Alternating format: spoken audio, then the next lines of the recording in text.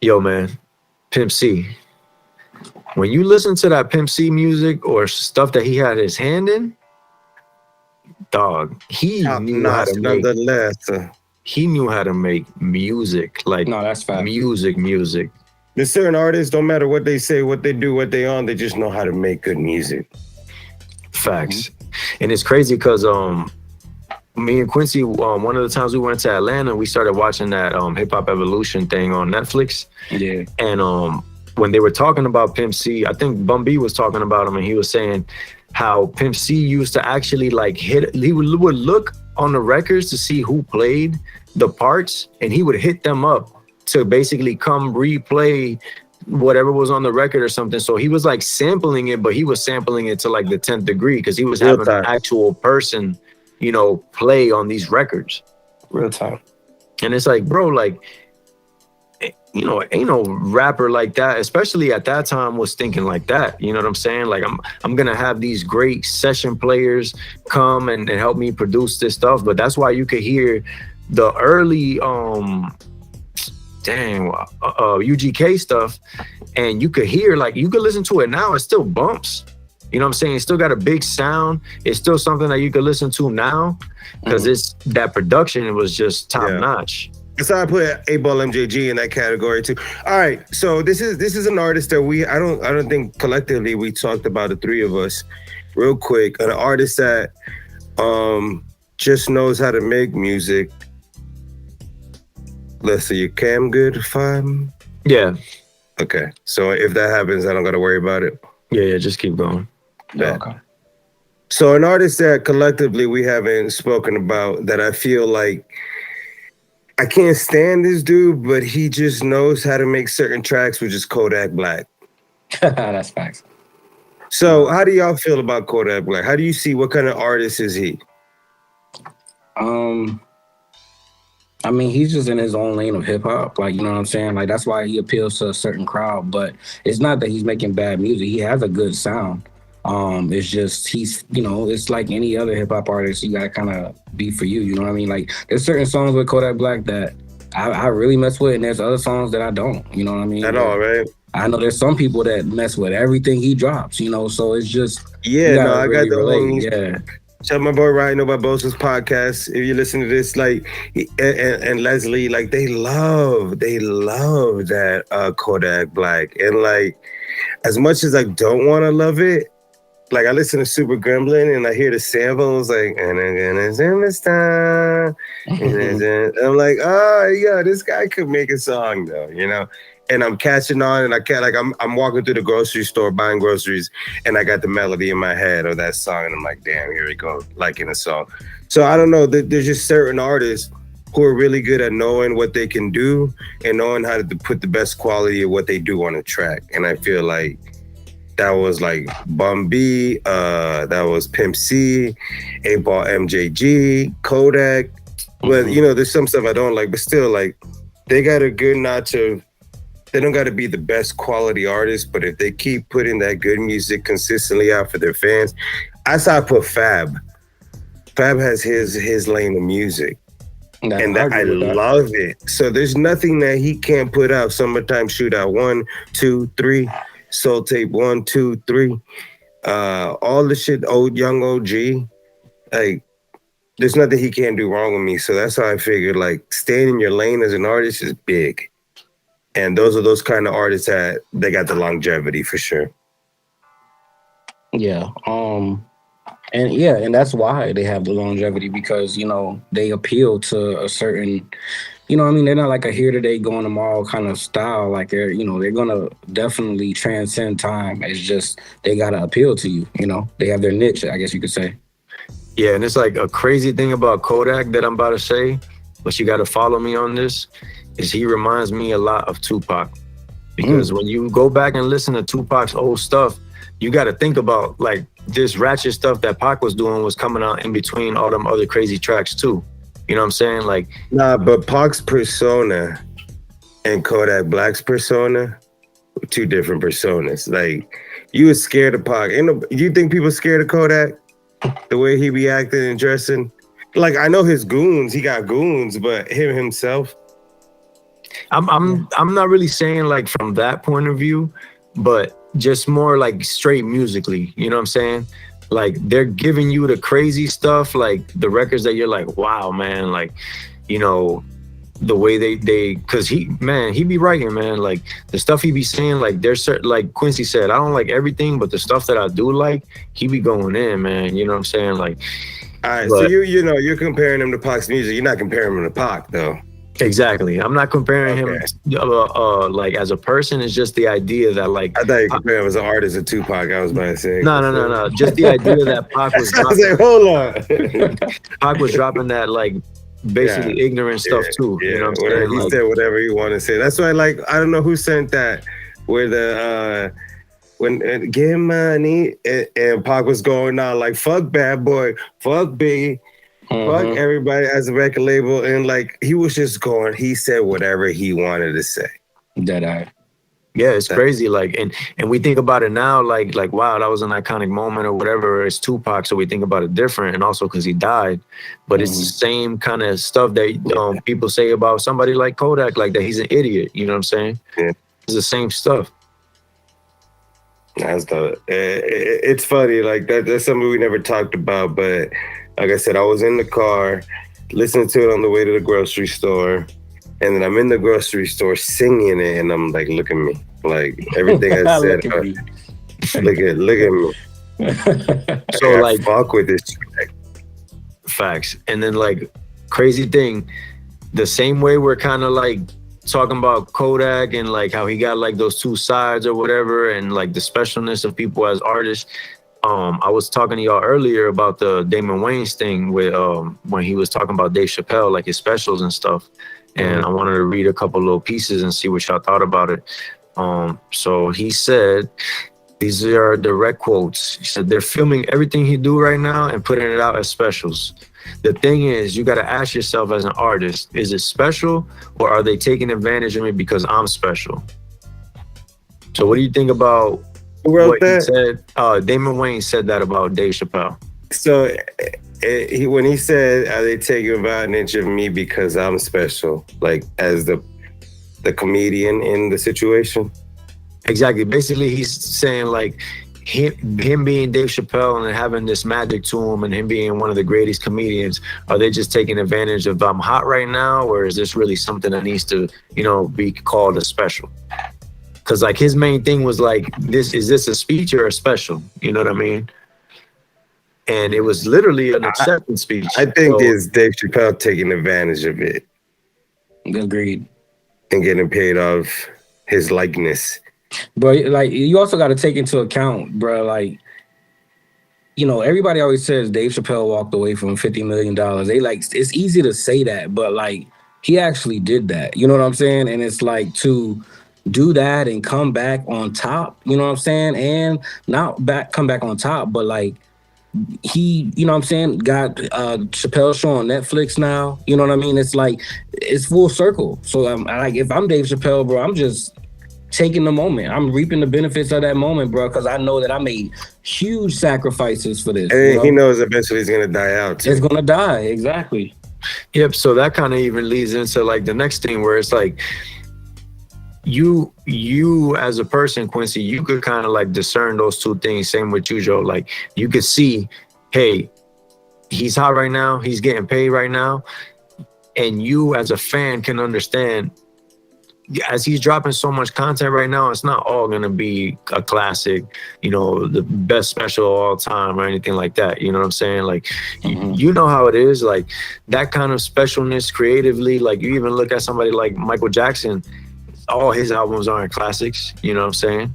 Right. It's like the batting average is very similar to baseball when it comes to stuff like that, you know what I'm saying? Like greatness. You're gonna be, you know, in the low numbers, you know? Yeah. And it's kind of crazy, like what he was saying, like he's just basically questioning, like, is that worth kind of like whoring yourself out? What do y'all think about that?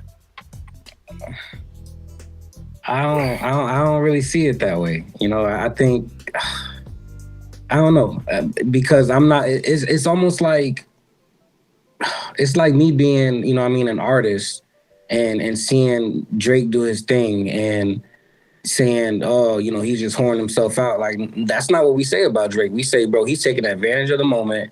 He's taking all the opportunities that he can while he's hot. He's been hot, and he's going to keep doing what he can do while he's hot. So that's how we see it. So to take it to a comedian and say, you know what I'm saying, to kind of twist what's actually happening, I don't know. I don't really see it that way. I see it as, he's taking advantage of the opportunities. No, that's a great point. What you think, Joe? I'm following. Comedians, I think historically, comedians are comedians to the death. Like, they perform until they're done, and that's how they make the money. So let's imagine you at Dave Chappelle's level, you know what I'm saying? So someone presents you with the opportunity to sing for a cause and make a bag, a huge Netflix bag off of it. You gonna say no? Facts. Mm-hmm. Mm-hmm. So it's doing what you love, doing it for a good cause, and getting a bag to reach a point in your career where you can accomplish all three, which not many comedians can. Right. They don't have that kind of seniority. They don't have that kind of comedy or audience. But for him to be able to check off all three boxes, I think that's hate. So not a lot of people can do that, so they're hating on that. Yeah, that's. I agree with you, bro. Like that's literally the way I was seeing it, bro. I'm like, if I'm an artist thinking that about Drake, bro, the first thing you're gonna say is, bro, stop hating on the man, yo. That's the first thing you would say, So yeah, I agree, bro. Facts. And it's crazy because, like, I would just honestly want to, this is gonna sound like I'm trying to be funny, but I would honestly want to know if somebody came up to Damon Wayans and said, hey, we want to present you with a Lifetime Achievement Award in your hometown in front of your whole family, and we want to record it as a special. Can you do a funny speech and we'll give you X amount of money? What do you think he would say? Nobody would do that. So I'm telling you, I watched that interview, right? And there's a couple of things I know about Damon Wayans. And like I said, I watched that interview. He's like scratching his beard like the whole time, like just nervous, right? The whole time he's like, yeah, like explaining his comedy. And he's like, and they're like, what's different now between, he's like, oh, now I'm like comfortable with the crowd. And like, I'm just got, and it's like, he's selling himself right now. Yeah, but then if you even the first thing y'all were mentioning, because I haven't seen the interview, but the first thing that I caught was the fact that you said that he stated that Marlon Wayans is carrying the youth. Yeah, he said he got all the youth in the family that he got all the youth, but that's not the case, bro. Marlon Wayans is funny. You know what I'm saying? Like, that's it. Like, what do you? That's really what it is. You don't got to explain why he's funny. You don't have that. He's funny and he's still funny. Anytime he's like, we watch him a lot on Jimmy Fallon because he's on Jimmy Fallon like all the time, bro. And like, he's hilarious in these skits. Like, he's still relevant with his comedy. You know what I'm saying? So if you're at that level, no shade for Damon Wayans. Damon Wayans is a classic comedian, but for you to, he got to find his angle back in. You know what I'm saying? He has to explain his comedy. He has to explain himself. He has to bring up controversy in order to get his name back out. That's just a rollout. That's a rollout. One more point. I'm gonna say this, and I'm gonna bring it back to music, and it's the last time. When Jay-Z drops an album, we don't think that Jay-Z's carrying the youth. We just say Jay-Z's a great artist. You know what I mean? Just because you are still relevant doesn't mean you carry youth. Like, I don't see how that correlated. Yeah, it's just like, because it's funny, because Damon Wayans, a lot of comedians say he's like one of the funniest comedians they've ever seen. A lot of them say he's like the best comic working right now. And I wonder if maybe he's like so like highbrow and like trying to be so intellectual with stuff that like comedians find him funny, but regular people don't. You know what I mean? Like he's too inside and he's starting to take the craft too serious or something. Like, watch the whole interview. Those mannerisms show low confidence. I'm telling you, I watched this shit. The way he was like explaining himself. You don't got to explain your comedy if you're a good comic. Yeah. He explained his comedy. I'm just gonna say watch it. No, I feel you, and I agree with what you're saying. It's just I'm just really like trying to figure it out. Like, how does that even make sense? Like, I don't know, bro. Like, I'm basically agreeing with you. Like, I'm trying to see it from his point of view, but like the more I think about it, the more it doesn't really, make any type of sense any way you slice it. Yeah. Yeah. Quick timeout, Lester. I haven't seen you for the last 20 minutes. Are you? Yeah, you man. We're good? Yeah, I'm letting my camera charge a little bit. I guess it just died from that hour that we was doing before we started recording. Okay. So yeah, I'm gonna be a little out for a little bit. You know what I'm saying? As long as we're recording good, you got the rest. The good thing is I could be naked now. So as you hear my voice, I'm naked. That's why I said change your underwear. Well, I don't change them. I just leave them. No, when you said I got to change my shirt from last week, I said make sure you change your underwear from last week too.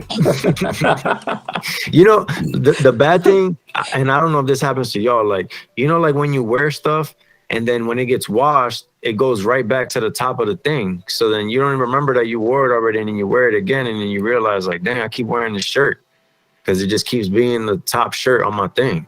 Oh yeah, I know what you mean. I know exactly what you mean. And then it's like you go under like 3 different layers. And you're like, dang, I forgot about this shirt. This shirt pretty fire.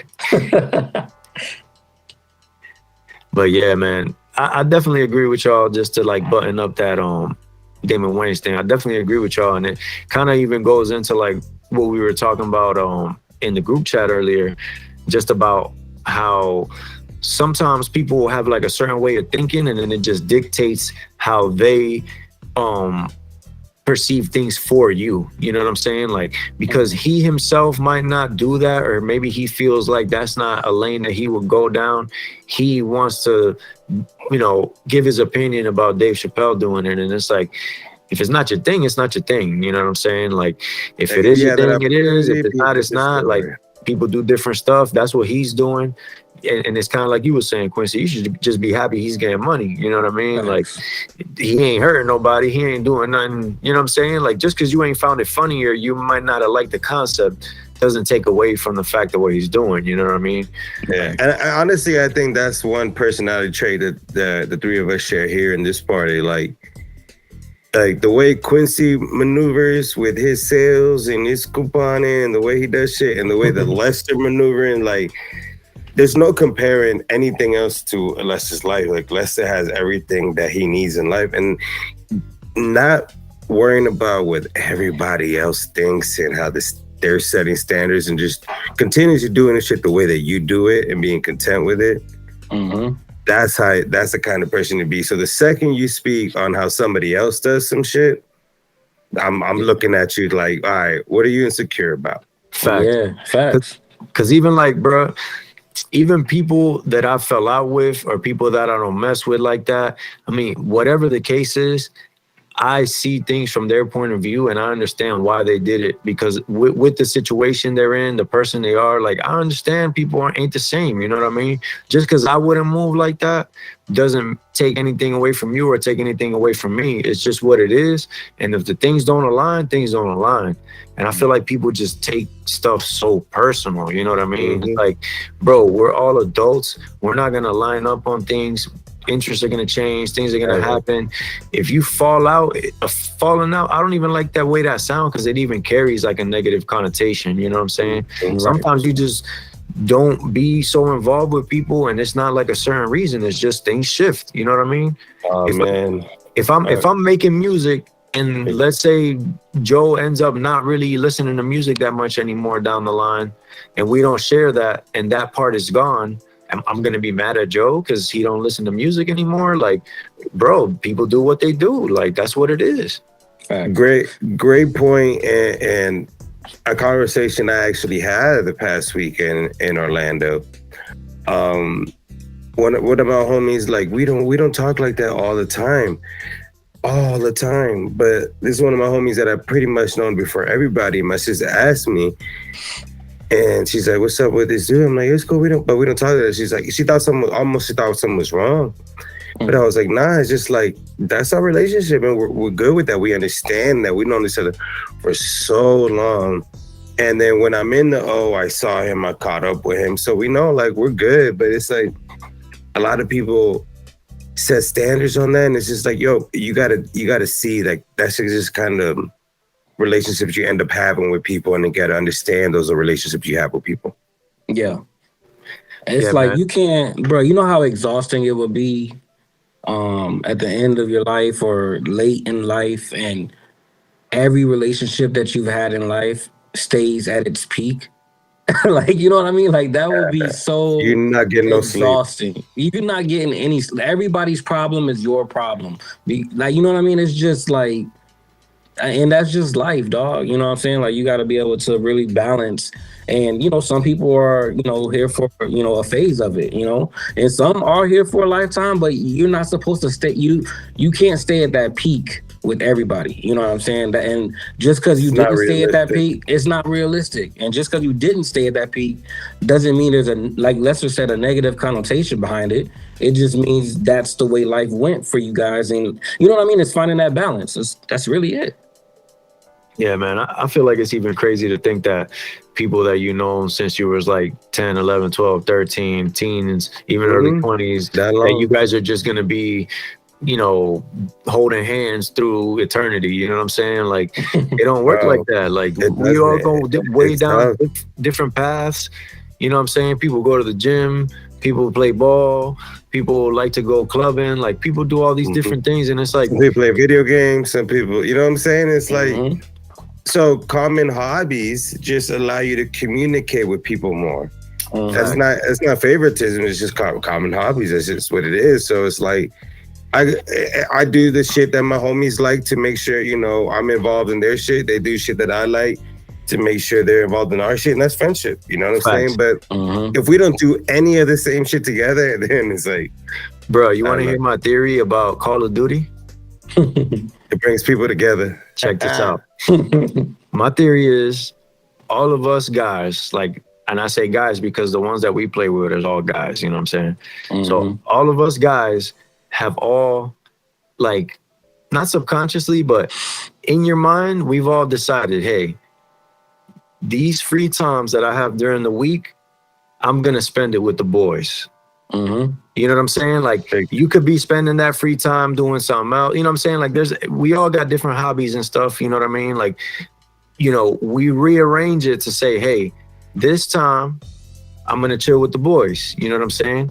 Mhm. And if that like, I feel like, I don't know, for me, if I was just playing and like not talking or anything like that, I don't even think I would like the game, to be honest. You know what I'm saying? Like, because I don't like playing. I don't play like when I'm just alone. You know what I'm saying? bro, I we might don't run a play game or quads two. unless there's four of us. Like, we don't like anybody but us. Facts. Facts. Anybody but us. Like, I feel the same way. And just like when Les is quiet, I'm quiet. And that's why, like, and respect. And it might be people listen to this episode, like, when they're like, why don't you play? Because I don't want to play with like two max. If there's two people I don't know in there, Facts. I'm not And I even gonna was, talk. and I'm gonna take it to the next step. I was gonna talk about the same thing. I'm playing the game to talk to my boys. If you're not my boy, it's not that I got something against you. It's just I'm not trying to talk to you. I'm not trying to make friends while I'm playing Call of Duty. You know what I'm saying? I'm just for the trying to last talk to 3 my months of our homies, and that's lives. it.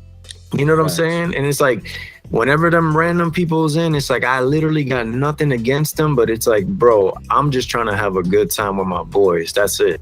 It's kind of like how I look at basketball even later in life. You know what I'm saying? I don't want to just pull up to a court and play with a whole bunch of random dudes, and then I got to worry about if I do a certain move, he's going to feel some. Nah, I want to play with my boys that we can play good, hard basketball, You're pause, comfortable. and we could just play, and that's it. I don't got to worry You know what's about somebody crazy? trying to fight or nothing. You know what I'm saying? Speaking of basketball, and that's how I know I used to play. I reactivated my Facebook after like a year. And I had a status memory come up from like 10 years ago talking about, yo, 5 p.m., the villages, we out there. Meet us there. I was Yo, in we used to those. ball hard. I had Wentworth statuses. But that's what I'm telling you. Megatron lived in Wentworth. We spent a whole year of his life living there and balling there, just spending. That's when like his daughter was just born, and we literally spent a whole year in his apartment. It's crazy. Damn, man. Shout out Bro, to that's the boy. Cause we used to wax that man. Run tell that homeboy. Yo, I was gonna say, Les, bro, we got so many stories from Wentworth, and we never really talk about them on here, bro. I'm not gonna lie, dog. Like, them some crazy stories. Like, I don't even. It's funny, man, because dog, you remember the other day? It wasn't even the other day, obviously, but like a few months ago, you came over and Robin came over, and we was chilling, we was vibing, and we was just like, I don't know what happened. We started talking about old Wentworth stuff. And Robin was open mouth the whole time, like Facts. what? Robin Like she couldn't even believe like that was like things that went on like in real life. Facts. Like she's like, I've never even heard of anything like that. Like, you know what I'm saying? And it's like, dog, like me and Joe was talking about it earlier. Like, I just be thinking that kind of stuff is normal. You know what I mean? Yeah. Like, shout out to Wheelo, man. Like, I'll be telling, me and Wheelo be talking, and then like I'll just randomly bring something up in passing, and then he'll be like, dog, you gotta write a book, bro. He's like, you got the craziest stories, and I'm like, no, we just need to make some episodes. Yeah, what? Just record some episodes. Nah, we could definitely do that. Like, bro, I'm telling you, Wentworth Chronicles. Yo, we gotta get Edgar on, bro. Oh my God, Edgar be going stupid. Leviosa. Where does he live? Actually, I didn't know. He lives in New York. I didn't know he lived up north. Edgar got a pretty crazy story, like in a good way, and Edgar's a dope dude. I'm gonna ask him if he's down to be on it, because if he would be a good person to interview, because he's the perfect example of what I want on the podcast from the point of view of like, it's not that he has to do a certain thing, because he's I believe he's an engineer, like for like he inspects construction sites and stuff like that. I'm not 100%, but I feel like that's what he does. But he got a pretty crazy story, and I'm not gonna get into any of it because I don't know if he wants me to talk about it. But if he came and just kind of ran through that, he's the perfect person, because he has a story as far as like something that happened to him that he had to get over, and he did get over it and made the best of it. And that's like the dope kind of stuff I like to hear. Like, it don't really matter how you did it or what you did it in, you know what I mean? It's just big thing. That concept carries across anything, you know what I'm saying? That's why even like when me and Joe was talking about earlier, like wrestling, I don't like wrestling from the point of view as I watch it. Like, I enjoy watching wrestling. Like, I'm gonna turn on Monday Night Raw, but I enjoy keeping up with it because the people involved and the way wrestling works is interesting to me. You know what I'm saying? Like, and it's very, like we were just talking about, it's based off of how hard are you gonna work, how hard are you gonna persevere when stuff happens to you, so that you can become one of those main characters in the story. Because at the end of the day, the people that they're choosing to be the top wrestlers are the ones that are putting in the most work. They're the ones that are in the best shape because they're spending the extra hours at the gym. They're the ones that work on their characters. They're the ones that spend money on their characters. Because The Rock didn't become The Rock because, you know, he was a wrestler. The Rock became The Rock because he was wearing $500 shirts on Monday Night Raw. You know what I'm saying? Nobody else doing that.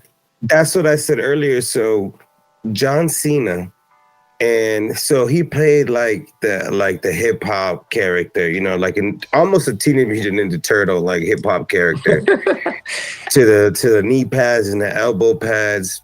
But he sold it, and he was good at it, and he did that fake rap, and now he is legitimately a Fortnite character as of today. So you know he's cashing in them royalties still to this day. Like, that you can't see me, some simple shit, you can't see me, but he sold it. Despite how corny. So I wasn't an avid fan, but like I told Lester, I know that WrestleMania is a Super Bowl. So after WrestleMania, the wrestling season resets, and all the stories reset. So after I'd watch WrestleMania and then I catch up. But every time I'd watch Cena, like, people were like booing him and making fun of him, saying he's corny. And I followed suit. But now today I'm like, bruh, like, genius. He was doing it. Genius. And now look at him, a character in Fortnite. So you know he's cashing in. So yeah, man. He just works super hard, bro. Like, it's like I was saying, like, you can see it. Like, same thing. You see the shape he's in. You see the shape The Rock's in. Like, these things aren't coincidences. They maintain the image. You know what I mean? They're at that level because they're at that super level because they are super dedicated. You know what I'm saying? And that's like, that even kind of goes back to like we was talking about music earlier, and just me personally, like people, when you do music, people think that you're after a certain thing, you know what I'm saying? And it's like, yes, you do want to be successful at it. You do want to make money off of it to the point where you don't got to do nothing else. Not that you wouldn't do nothing else, but you just want it to be a viable option. You know what I'm saying? Not everybody wants to be a superstar touring half the year, making the late night show appearances and stuff like that. Like, not everybody wants to do that. Does that make you a loser? That don't make you a loser. It's just that's not the life that you're chasing. Maybe you're not a people person or something, because I'm not a people person, that's for sure. You know what I'm saying? But I'm not gonna pretend to be a people person either. You know what I'm saying? Like, it's nothing wrong with it. It's just the way it is. And if you're not trying to do the certain thing, like for example, like we was just talking about The Rock. Bro, he got to that level because an extreme level of discipline, an extreme level of dedication, mixed with the natural talent and charisma that he had. Everybody don't want to be The Rock. You know what I'm saying? A lot of people do. A lot of people do, and that's why a lot of people mess with him, and that's why I mess with him too. And then a lot of people ain't as good as he is at it. Exactly. Yeah. So it's a difference between people who are actually good at, who could do that don't want to do it, and the people who are not, who think they could do it. And that's oh man, let me get into something, because it's something that I've realized a lot more about myself. Like, I run a lot of meetings, right? And it's cool. Like, I handle my meetings, but I hate it. I hate it. I will wish that I never had to say anything ever in a meeting. But I'm so good at when I have to do it. You know what I'm saying? It just makes me think, like, how am I so good at it at any time? But I hate it. I despise even having a talk in a meeting. But when they need me to do it, I do it, and I do it well. And it's just like, I'm the kind of person, like, yeah, I can do it, but I don't want to, man. I don't want that kind of, like, you know what I mean? I just don't want to. It's you know what I'm saying? If it's not what you want, and that kind of goes back to what Les was just saying, bro. Like, it's like, just because I enjoy making music don't mean I enjoy being in the limelight. You know what I'm saying? I just enjoy being creative and making something that I enjoy. Yeah, you know what I mean? Be all out. Yeah. Yeah, but I mean, obviously, if people like it and you get successful with it, then great. But I mean, I can speak for myself, and I know Lester's in the same boat because we've had these conversations, dog. I would be happier chilling right here in this room, making beats and writing songs and selling them. Like, you know what I'm saying? Because I know that I'm going to be getting paid doing what I love to do, but I'm still vibing and doing my own thing and not having to worry about being a character or worrying about being something that I'm not. Like, we talked about it earlier last week, bro. You saw how they've done turned Jack Harlow into this person, bro. That's not who Jack Harlow was. Exactly. But that kind of shows how the talent doesn't define character. You know? Talent. Yeah, shout out to Chuck Dizzle, man. I listen to him. He's a radio personality in LA. He does a podcast with DJ Head, and they got a radio show too. Well, yeah, that situation kind of changed, but that's like a podcast thing. You know what I'm saying? Y'all got to check it out to hear. It's like a whole thing. But anyway, Chuck Dizzle was actually talking about on last week's episode how when he had his son, he made a conscious decision that I'm going to step back for this time as far as the industry goes, because I find it more valuable to be around for my son. So he took a step back for a few years where he wasn't hitting events, he wasn't traveling, you know what I'm saying? He was just locked in on being a dad. And honestly, bro, like, I feel like that has so much, for me, man, that has so much more value than, like I said, the limelight or, being cool, mixing it up with these people or that people. It's like, man, people have different priorities and you can't knock it. You know what I'm saying? You just got to look at it and understand, which even goes back to the Damon Wayans thing. It's like, bro, just because those aren't your priorities, it don't matter, man. Like, that's what he's doing. It ain't affecting you. It ain't hurting you. It's such a simple concept, but it's kind of like everything we talk about here, man. And it's like, it makes you kind of feel crazy sometimes because, like, you feel like, dang, man, like what I'm saying and these things that I'm doing is basic things that, we kind of all understand that it's the way it should be done. But for some reason, it's not happening. And you're just like, not understanding, like it's like that old saying, like common sense ain't that common. And like when you're a kid, it's like, well, huh? But then as you grow up, you're like, bro, this is true. Like this is super true. I'm telling you, bro, it comes down to everybody feels like they have to compare everything. Like, no, there's way too much different shit out here. Different personalities, different characters, different genres, different styles, different mentalities, that you don't have to compare anything. What are you? Facts. Who are you? Be confident in who you are and how you think and what you want. Just don't worry about the rest. Don't worry about the rest. Bro, I'm about to finish this Subtle Art of Not Giving a Fuck book by Mark Manson. And shout out to that one, banger. Yeah, that book is amazing, bro. And I always think there was one story that he kind of put together to make a point in there. True story regarding Pete Best, the original drummer for the Beatles. Right before the Beatles saw worldwide fame, he got booted from the band. They got a new drummer. He got booted from the band, bro. And to sum it all up, in the beginning, he was in deep depression. You know what I mean? Watching it be so successful, blah, blah, blah. And then years goes by and, he watched how they spent so much time on the road, exhausting themselves, tired, and not seeing their families and all of that stuff, bro. And he was able to... Yeah, he was able to enjoy and be with his family, his kids, and watch them grow. And, he became successful in other realms, you know what I'm saying? But it was just like, he didn't see that the level of success where you have to basically be something that you 9 times out of 10 probably aren't. You know what I mean? He was able don't even want to be. Exactly. Yeah. So he was able to live his life, bro. And in the end, bro, he basically... You know what I'm saying? Obviously, I'm sure, everybody wants that little taste, you know what I'm saying? But he was ultimately satisfied with the fact that things played out the way they played out, For sure. And honestly, I can tie it all back to the same conversations we have, and the title of this, Grounded, is being at the most bottom common denominator level of everything that happens to you in your life, and realizing this is why I do shit. This is why I do every single thing, down to brushing your teeth, down to what hat you wear, down to the weed you smoke. You know what I'm saying? Knowing why you do the shit you do, I feel should be everybody's purpose in life. Why do you do the shit you do? Facts. That's definitely the concept here, man. And it's just crazy. I mean, I always think, when I say crazy, it's just, I mean it as it's mind-blowing to me. And I've said it before, how many people just go through so much of life or their whole lives and just never get that concept. It's just, I'm just gonna think this way and that's it. And they're not even gonna open their minds to anything else. You know what I mean? Say, oh, this is how I'm supposed to be. It's normal. It's what everybody else does.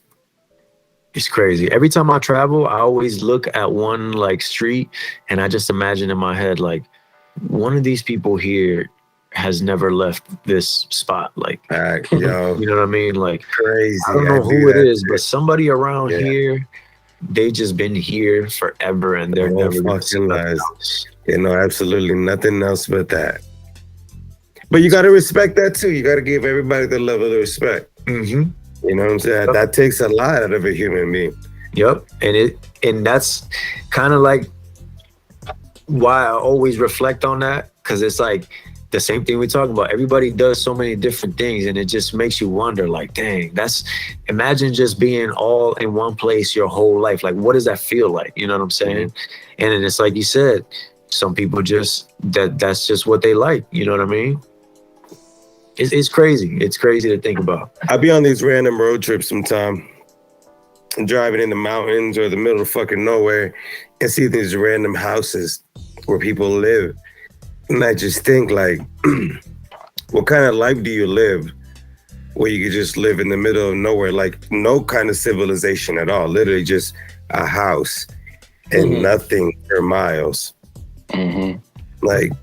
I think about the kind of person who could live in a place like that. As some areas, I'm like, okay, I could do this, but those middle at in the top of a mountain, absolutely in the middle of nowhere, like, what kind of life is that? Yo, you just said the perfect thing to like circle it around and put a button on it. Cause remember, did y'all ever watch the Murder Mountain thing on Netflix? The I Skinwalker remember you Ranch? mentioned it. No, Murder Mountain. Oh, no, don't tell me No. about that. I'm just finishing Skinwalker Ranch. Check this out. And it's really about the culture in Northern California with the growers and how that, how that industry kind of like gave that place the nickname of Murder Mountain. Bro, y'all need to watch that. All right, I'm watching tonight. Shut the fuck up. Don't say no more. I'm watching tonight. We need it. Yo, I'm gonna give y'all tonight. some time because I think it's like 6 episodes. I'm watching that one, the like one a that Quincy miniseries. said earlier about platform? the Platform. Yep. Y'all read like the concept of the Yeah, I seen it. Yo, it's crazy. And it's like when you finish the movie, bro, it really makes you think about like just You know what though? Yeah. Sometimes I feel there's crazy shit like that really going on in this world, and we're just not privy to. But there really is great, like Squid Games. This probably shit is real. So that movie right there, that probably shit is real. There's probably real shit going on like that. Bro, you watch that Murder Mountain, dog, and that is exactly, it goes along the lines of what you're talking about, just from the point of view of like, dang, this is just how they're living. Yes, like So it's for crazy. those listening, Murder Mountain and The Platform on Netflix. Tap add them into to the those. list. Facts, man. That was super dope. And you know what's crazy? We didn't even listen to any like music or anything this time. I think we're I just have mine already in that flow. You know what I mean? And it's just chilling. But you know what I mean? We usually like sync it all together and make sure we're kind of like being in the same vibe and everything. But we just kind of I literally just turned mine on like 5 minutes ago because I forgot, and I was like, oh shit, we usually have music. Yep. No, but that's super dope, and I'm super excited to talk about them things because I feel like there's a lot of crazy concepts that we can unpack from there, because both of those have crazy symbolism in them. So we're definitely gonna tap in after we kind of dig into those, man. Bet.